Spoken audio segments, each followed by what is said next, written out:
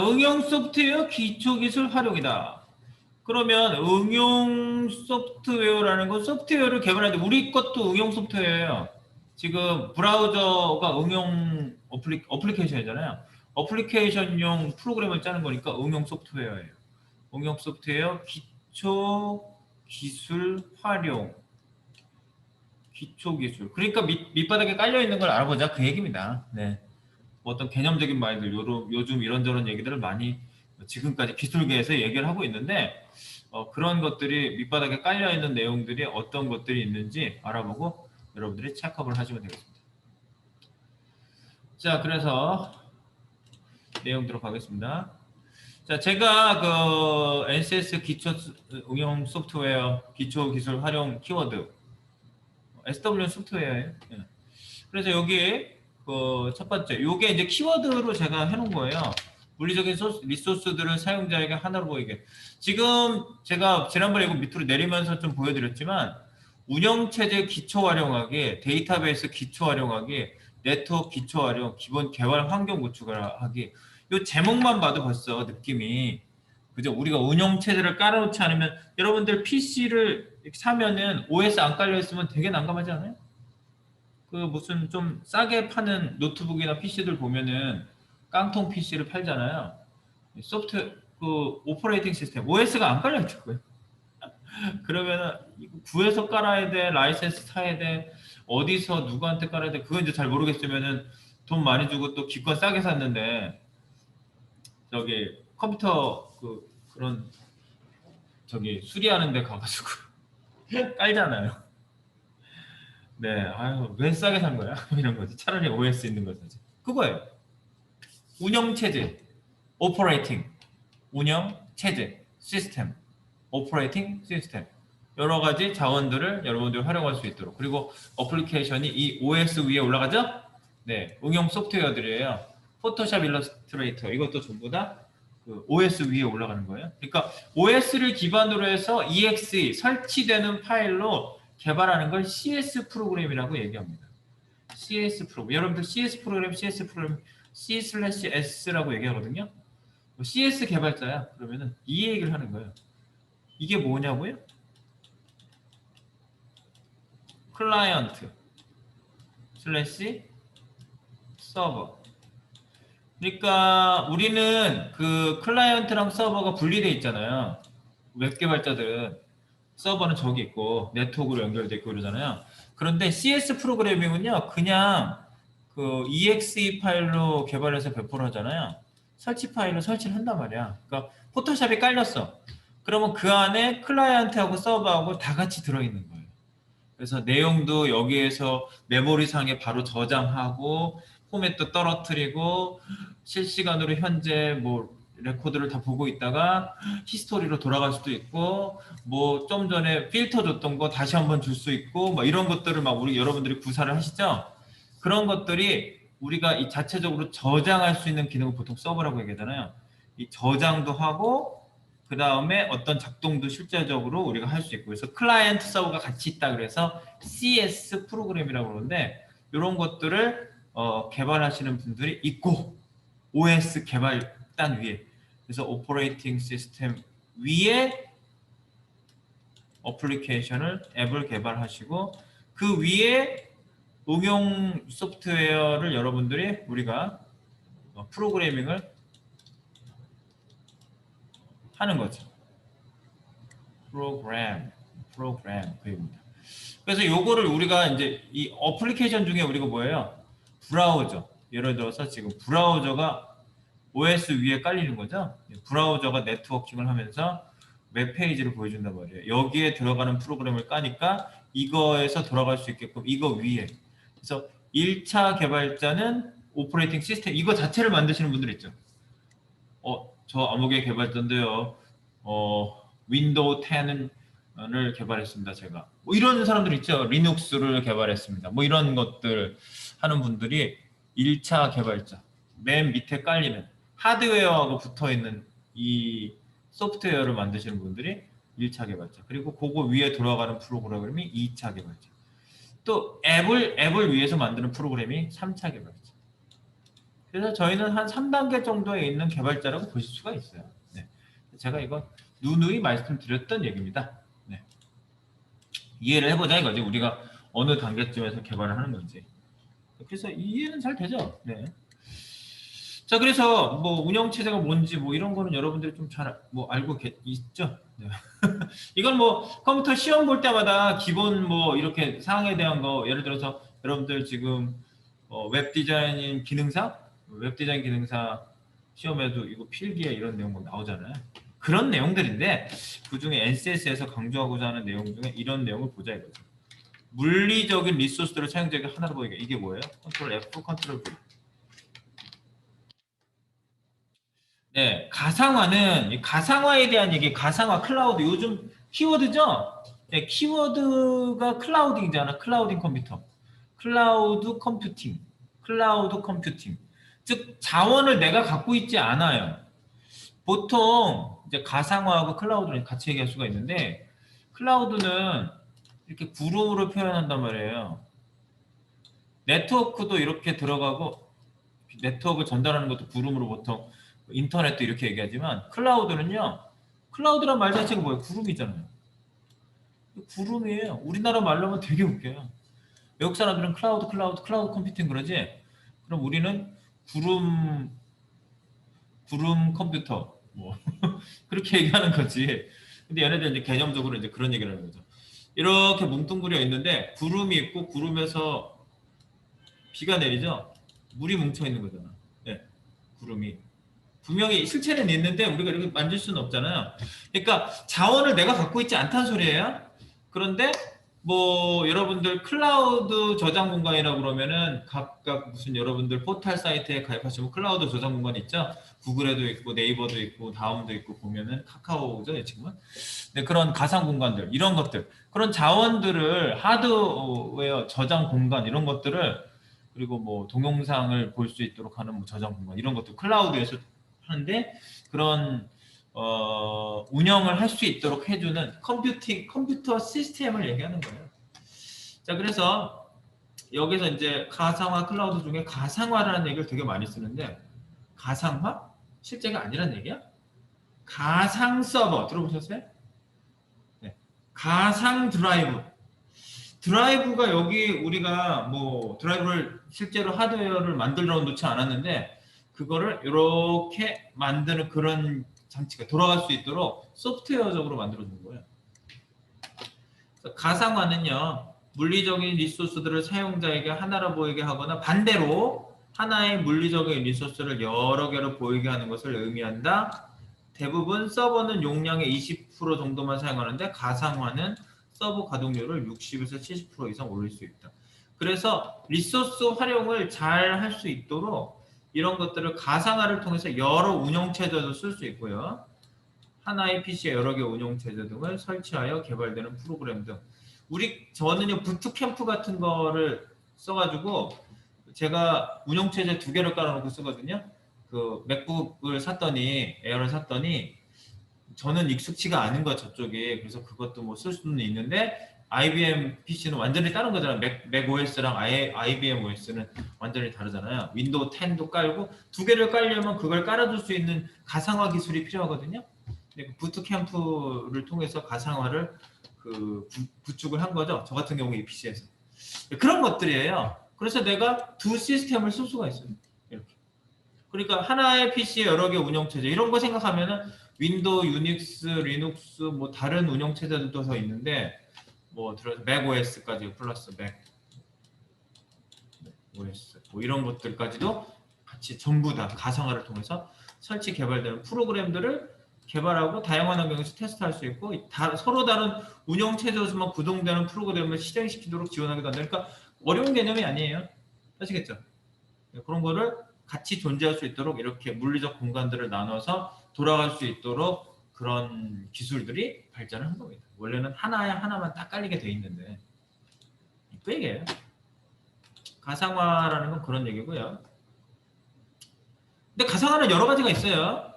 가상화는 메모리 저장 장치 네트워크들 결합하고 나누고 결합했다 나눴다 뭐 이런 것들이 가상화 기술입니다. 그리고 클라우드는 아까 말씀드린 대로 인터넷 기반에서 구동되는 컴퓨팅 기술. 그러니까 인터넷으로 했는데 뭔가 자원을 내가 다 쓸 수 있는 거야. 네. 그런 것들이 뭐 여러 가지 기술들이 있다. 뭐 그 얘기들을 여기서 하고 있습니다. 쓱쓱 싹싹 지나가 보도록 하겠습니다. 자, 그리고 데이터를 손쉽게 저장 및 추출.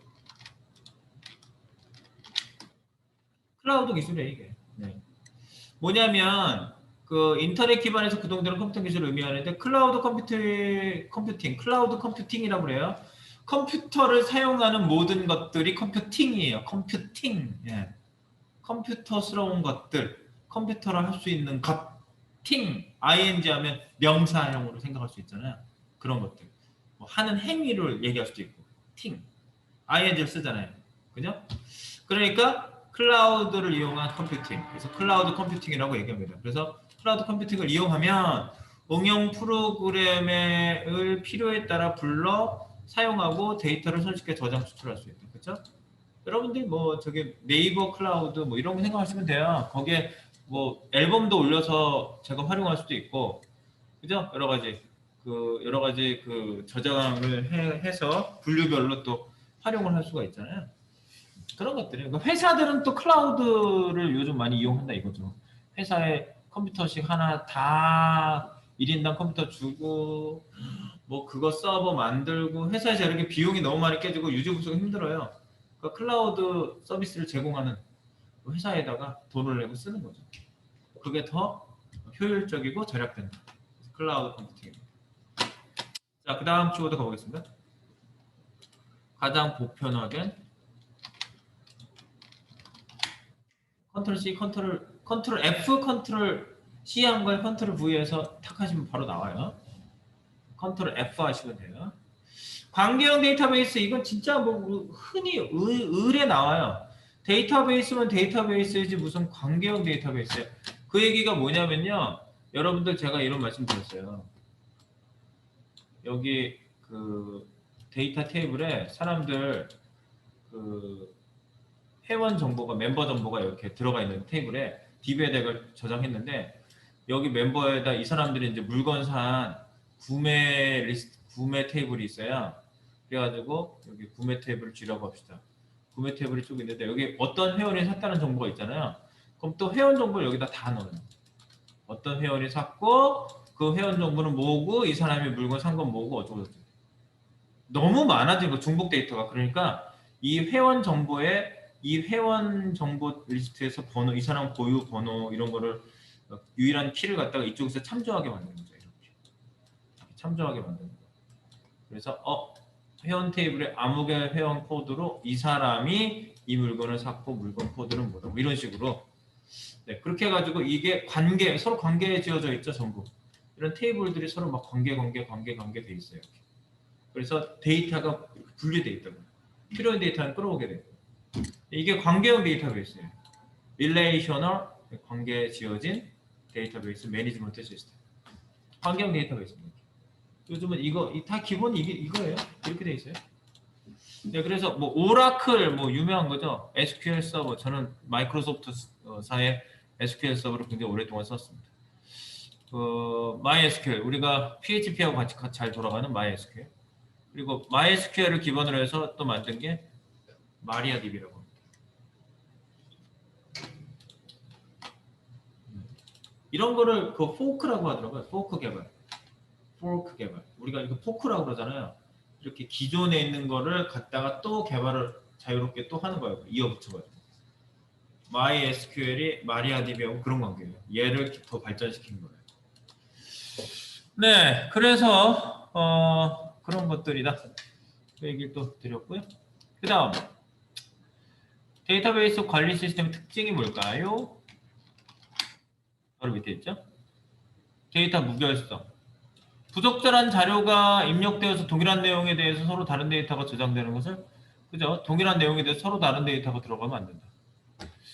데이터 무결성. 일관성, 삽입, 삭제, 갱신, 생성 외에도 저장된 데이터가 변함없이 일정하게 유지돼야죠. 네. 그 다음에 데이터 회복성, 장애가 발생할 때 복구. DB가 날라갔어. 복구 안 되겠죠. 그리고 데이터베이스 보안성. 빼가면 안 되겠지, 마음대로. 여러분들 개인정보 막 마음대로 그냥 노출이 돼요? 안 되겠죠. 데이터 효율성, 즉각 응답 시간, 저장 공간 활용 등 최적화가 돼야 돼가지고 효율이 줘야 되겠지. DB 한번 조율하려면 시간이 한참 걸려. 문제가 되겠지. 네. 근데 지금 시스템이 못 받쳐주면 이런 효율성이 떨어져요. 여러분들 저기 시험 한번 보려고 그러면 접속하는 것도 힘들고 시험 등록하는 것도 힘들고 하죠. 이게 데이터 효율성이 떨어져서 그래요. DB. 네. 여러분들이 느끼고 있을 법한 얘기들입니다. 그 다음에요. 실체 엔티티와 엔티티 간의 관계를 도식화. 이게 뭘까요? 컨트롤 C, 컨트롤 F, 컨트롤 V. 네, ERD라고요. ERD 맨날 얘기하는데 ER diagram. ERD는 업무 분석 결과 도출된 실체 엔티티와 엔티티 간의 관계. 실제로 이런 것들을 연결시켜가지고 관계를 도식화해서 여러분들의 시스템을 이렇게 흐름을 풀어내는데 사용하는 거예요. 그래서 ERD의 요소들 간의 연관성을 도식화해서 데이터베이스 관리자, 개발자, 사용자 모두 데이터 흐름을 보려고 하는 거죠. 데이터 흐름과 연관성을 공통적으로 쉽게 확인할 수 있다. 쉽게 하려고 그리는 거야. 그림을 왜 그려? 귀찮은데. 화가도 아닌데. ERD는 업무 분석을 흐름을 잘 볼 수 있도록 하려고 하는 거예요. 네, 그래서 업무 흐름이 어쩌고 저쩌고 여러 가지가 나올 수 있겠죠? 그 다음에 무결성 확보하고 중복성을 배제한다. 이건 무슨 얘기인가요? 네, ERD의 최적화. 그러니까 여러분들이 테이블을 만들고요. 거기에 데이터를 정교화해야 된다고 하거든요. 그래서 정교화. 아주 딱 규격에 맞게끔 만들어주는 거예요. 막 쓸데없는 반복되지 않도록 데이터가 무결성은 이 데이터가 여기에서 참조되고 있으면 정확하게 매칭이 1대1, 1대 다 뭐 이런 매칭들이 잘 될 수 있게끔 해주는 거예요. 제일 중요한 건 중복성 배제하여 테이블에 정확한 데이터가 들어가도록 하는데 목적이다. 이게 제일 중요한 거예요. 그래서 저장 공간이 최소화되겠죠. 똑같은 데이터가 여기저기 다 들어간 게 아니라는 거예요. 근데 정교화를 해놓고 나중에 정교화를 반대로 푸는 경우도 있어요. 데이터도 연결시켜서 넣기가 너무 힘든 거지. 잘 안 지워지고. 네, 그런 얘기들이고요. 여기 구체적인 예들이 좀 나와 있습니다. 그 다음에 이제 기본적인 데이터 처리 기능.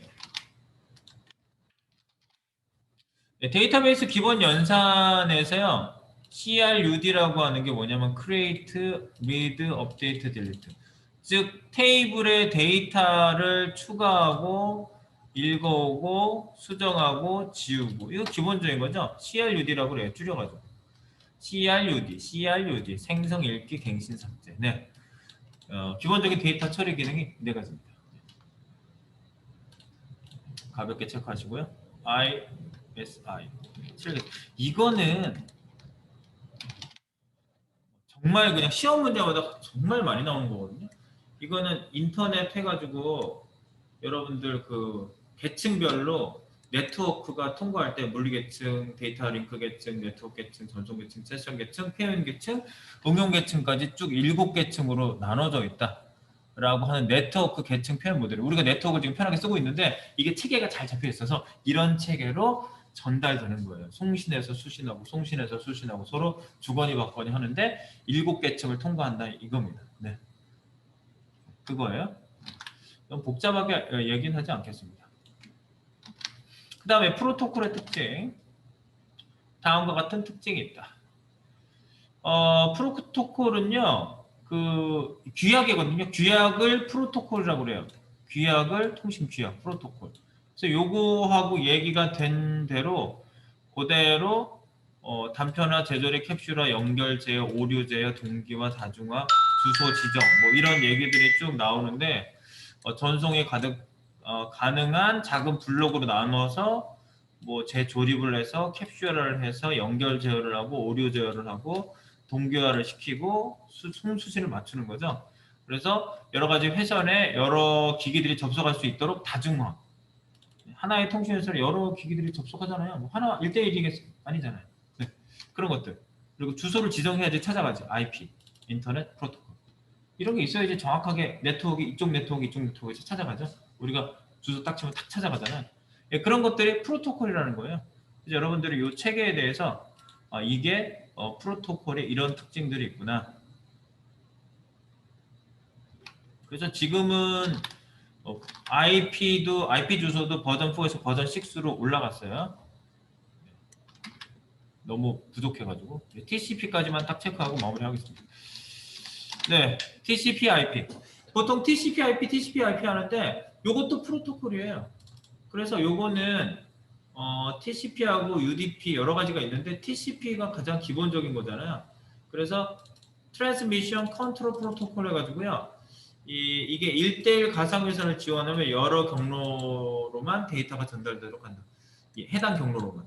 그래서 요 경로를 딱 지정해 주는 겁니다. TCP/IP라고 보통 얘기해요. IP 주소를 우리가 설정할 때 TCP/IP라고 되어 있는 이름이 있어요. 그래서 여러분들이 TCP/IP가 무엇이다? 네, 이렇게 FTP를 하거나 HTTP를 하거나 SMTP를 하거나 팝 이런 것들 우리가 그 이메일 연결하는 거나 이런 것들도 전부 다 TCP를 통해서 하고 있는 거예요. 이 프로토콜, 이 계측, 약속이 돼 있는 거예요. 전송 규약입니다. 규약. TCP를 꼭 알아두시기 바랍니다. 다른 얘기도 있지만 요거까지만 얘기를 하겠습니다. 자, 키워드 체크 마치겠습니다.